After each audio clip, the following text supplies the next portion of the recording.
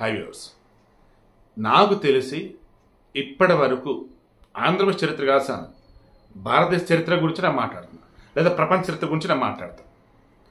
ఎక్కడైనా కానీ ఆ రాష్ట్ర ముఖ్యమంత్రి సభ జరుగుతుంది అంటే స్కూళ్ళకి సెలవులు ఇవ్వటం మీరు చూసారా?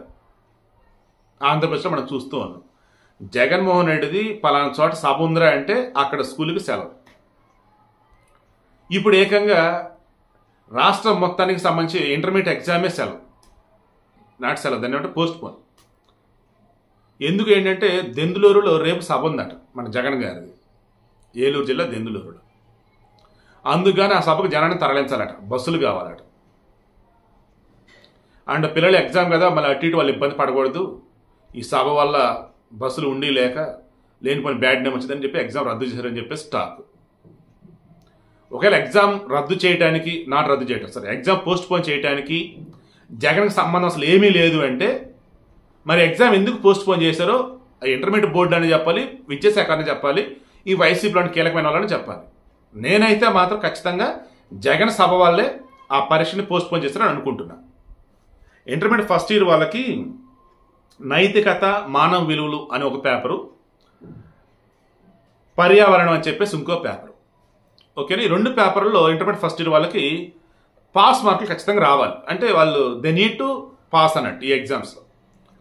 ఈరోజు వచ్చేసి అంటే శుక్రవారం వచ్చేసి ఈ నైతికత, మానవ విలువల మీద పరీక్షాస్తుగా జరుగుతుంది. రేపు వచ్చేసి పర్యావరణం దాని మీద పేపరు. బట్ దానిని ఫిబ్రవరి 3వ తారీఖున పెట్టాల్సిన పరీక్షను తీసుకెళ్లి ఫిబ్రవరి 23వ తారీఖు పోస్ట్ పోన్ చేశారు.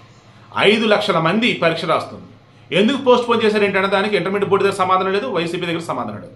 బట్ చాలా మంది చెప్తుంది, ఓపెన్ చెప్తుంది ఒకే ఒకటి, ఆ దెందులూరు సభ అనేది జగన్మోహన్ రెడ్డిది ఉంది, దానికి జనాలను పట్టుకెళ్లాలా, బస్సులు కావాలా, ఆర్టీసీ బస్సులు, ప్రైవేటు బస్సులు, స్కూల్ బస్సులు, కాలేజీ బస్సులు మొత్తం తీసుకెళ్ళిపోవాలా.